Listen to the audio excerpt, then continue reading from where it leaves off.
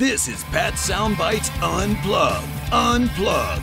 The podcast where all the artists go to tell it as it is. Careers, music, tours, and more. And here's your host, the man that refuses to eat squid, Pat Calamari. Welcome to Pat Soundbites Unplugged podcast. Pat Calamari here. Welcome to episode number 116. I have a returning guest, a legend in American folk and blues genre. Well, you could add country to that as well. Just a super nice guy. I'm talking Tom Rush. Man, I got to talk to Tom last year in early March to support a show at the Iridium in New York City. And then I find out to promote Tom's latest project, which I'll tell you in a second. He ended up getting COVID. But all the shows after I talked to him were pretty much canceled, and that was the end of that. But Tom, being the creative guy that he is, sitting home in Rockport, Massachusetts, says, what am I going to do? So you know what he did? He created a Patreon page. In case you're unfamiliar with Patreon, it's a membership platform that provides, well, they say tools for content creators to run like a subscription service. So it helps creators and artists earn a little bit revenue stream, and they provide, perks to the subscriber, pretty much content. And with a guy like Tom, who has an amazing 50-plus year career in music business, well, he could tell you just about the good, the bad, the ugly. We actually talk about Clint Eastwood. And Tom does these videos, Rockport Sundays, as he has called this. And it's actually the name of a song, and we talk about that. And each week he puts a new video on. And if you subscribe to his Patreon page for a very minimum $10 a month, you get to see this special content, whether it's a song, whether it's a story, what he's working on. It's all good. I mean, nobody knows the music business better than Tom, and he's just such a wonderful guy, sincere gentleman, and very casual and down to earth. And he's got a great sense of humor as well. And he's keeping himself busy. I mean, he's doing these videos, and then he told me he's working on a book called Road Map, and he's always writing more songs.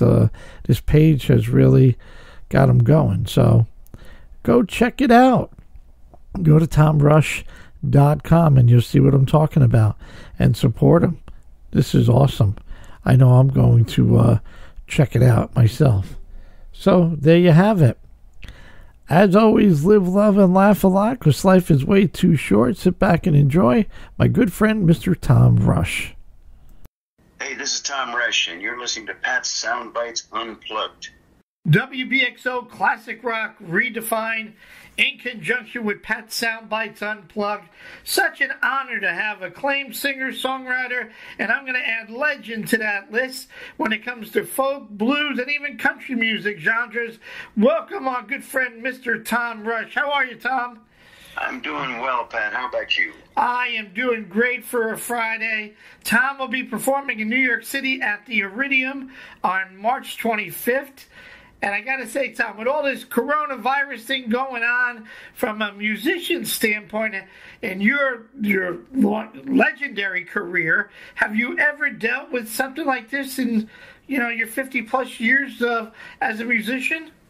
No, this is kind of a novel thing, and I'm not entirely sure what the venues. I've got a very busy second half of March coming up, and I'm not sure what the venues are going to do. I know one venue wants to reschedule to the fall, and I'm not sure if the rest will follow suit, but we will find out shortly. TomRush.com. By the way, if anybody has questions, TomRush.com will know more than I do at any given moment. There you go. You can follow Tom on Twitter, Facebook, and as he just said, on his website at TomRush.com, and you can check out all the tour dates and all the latest information while Tom is out and about. Somebody's updating all his stuff, which is outstanding. Tom, Rolling Stone listed you as the founder of the age of the folk singer and songwriter. Wow. The singer-songwriter movement. They accused me of kind of starting that off, which is a heavy burden to bear, Pat. I said, wow, man, that's awesome. And you know, you were listed in the forefront between the whole music and movements for social change. Are you somewhat, I don't know if the right word is disappointed, but I don't know if there's any new rising stars today to help carry the torch that was set by folks like yourself and the likes of Woody Guthrie or Bob Dylan, to name a few. Or am I missing something? Is there someone out there, or there's just a lack of that anymore? There's a lot of niche markets out there, and a lot of really talented people. The guy that's playing with me these days, a young fellow named Matt Nakoa. Okay. Nakoa, is a brilliant instrumentalist and songwriter and singer, and he does a few songs during the course of our show. He's there as my accompanist, but I encourage him to do a few songs during the show, and he invariably steals the show, and I pay him to do it along with me. Matt Nakoa, well, we're going to have to check out that. And yes, you do. We will do our best to get down and catch you at the show at the Iridium, with our fingers crossed that they're not going to cancel. But if they do, I'm sure we'll get you back here in New York. Yeah, Tom, it will be rescheduled, not just canceled. Okay. In 2018, you released an album, and I applaud you for continuing to put out new music, because as I mentioned before, I'm one of those guys. My radio show theme is keeping new music alive on the radio airwaves. So I applaud you for releasing your album in 2018, Voices.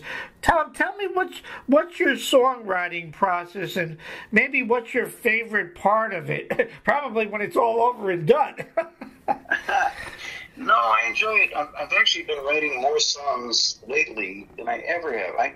I just actually this morning found an old it's a YouTube clip of me on a TV show in 1979 where I tell the interviewer I write about one song every 5 years. And I'm now writing about an album's worth a year. Wow. I've got almost enough songs to go back in the studio again. And I enjoy the process, but it's become easier since I've stopped trying to write songs, and I just let the songs write themselves. Nice. Well, that's good. I mean, you talk to artists, and some say, I wrote this and it took me 5 minutes, and then I talked to other artists where they've had that phrase or that idea, and then down the road, a few years later, they found the other pieces of the puzzle. And but that's good that you have that you haven't lost that knack and the drive to do it.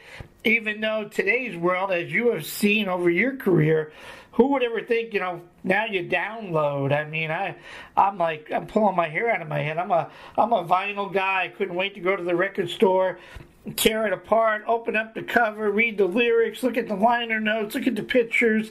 And today, even in a new car, it's thumb drives, not even CDs anymore. Has that... What's your thoughts on the evolution of the music world these days? Well, it's a challenge because more and more people, as you point out, don't even have a CD player.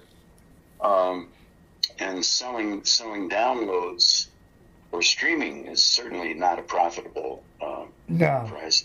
But my basic take is I would like people to have the music. Because then they're more apt to come to shows, and that's where I've always made my living, is on stage. Well, and I got to say, every time, half of my show is, if not 3/4, all new music, and my phone rings like, what was that? Who's that? And I'm not going to blast corporate radio that everybody can play, a classic hit, but the people, I got to say, maybe I'm just blessed, but there's a lot of folks that want to hear the new music, and I mean, I'm not a musician, but I'm sure that's part of your life. You want to continue to create. I tell my wife, you got to mute Mike and Molly for a minute, and I get 10 CDs a week from artists, nationally known and independent artists, that want me to play their music. And I would say, mute the TV for a minute.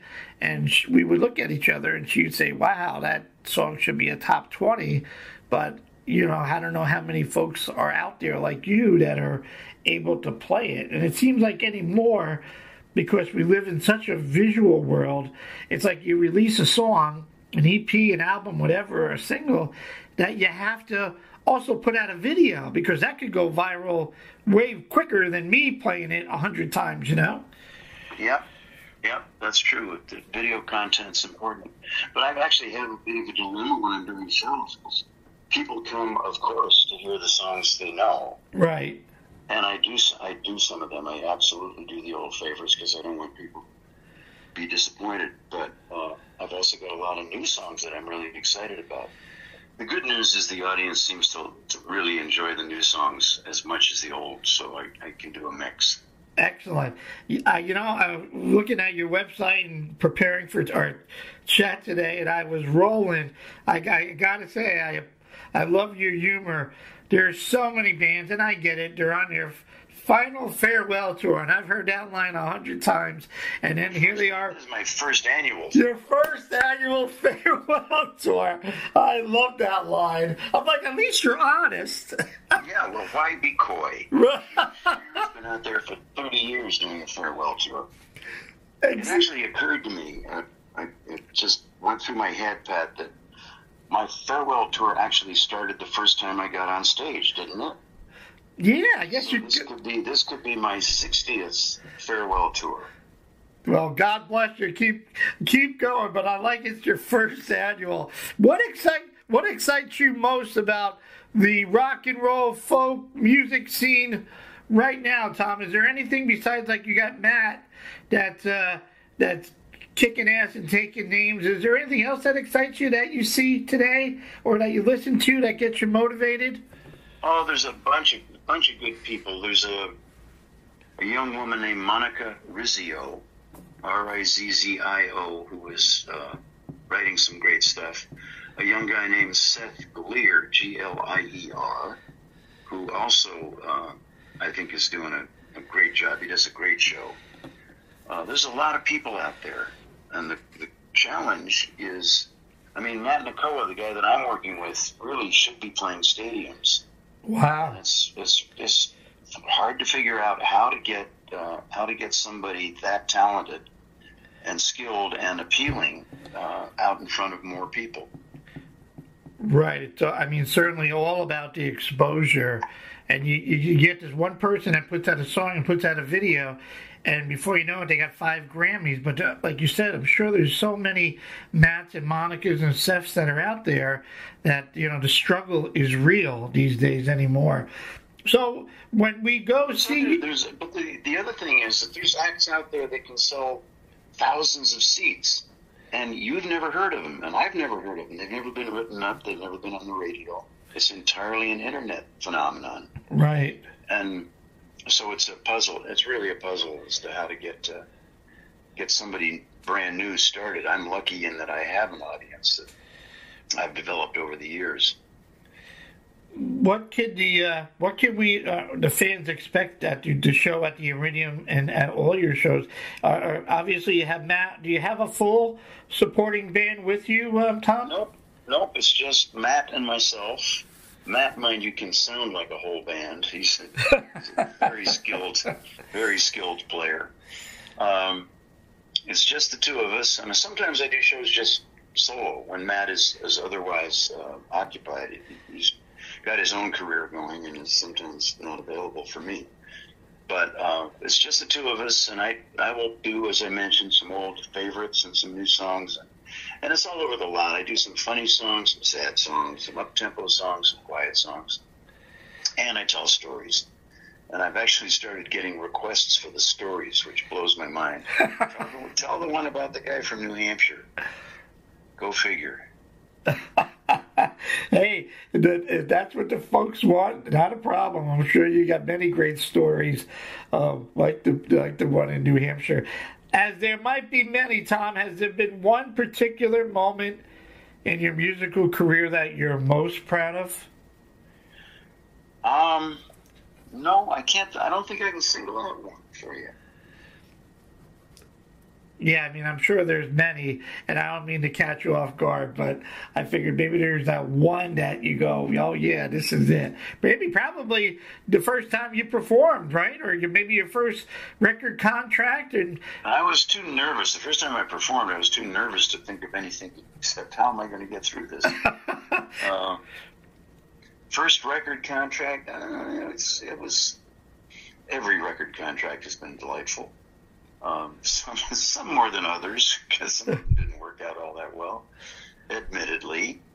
But I've enjoyed almost every show I've ever done. There have been a few that, there's a song on the new album, Voices is the name of the album, but there's a song called If I Never Get Back to Hackensack, It'll Be All Right With Me. And it's an echo of a show that really, really didn't go well decades and decades ago, where I learned I should never play a place where I have to ask them to turn off the mechanical bull during my set.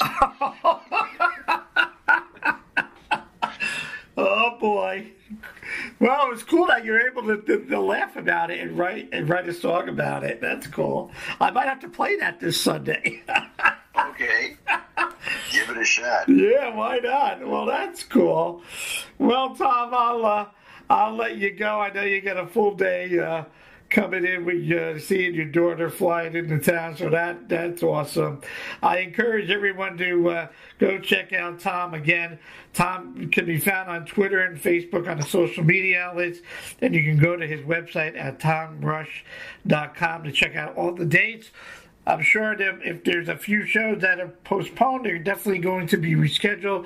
So do not hit the panic button. Tom will make, I'm sure, his best to get out there and perform along with Matt, and we're looking forward to it. Tom, I hope you enjoyed the chat as much as I have. Okay, thank you so much. It's been fun. All right, WBXO. It doesn't get any better than this. WBXO, where classic rock redefined with the legend Tom Rush. Thanks, Pat. Thank you, Tom. Safe travels, my friend, and be safe out there. You too. Bye-bye. Okay, sir.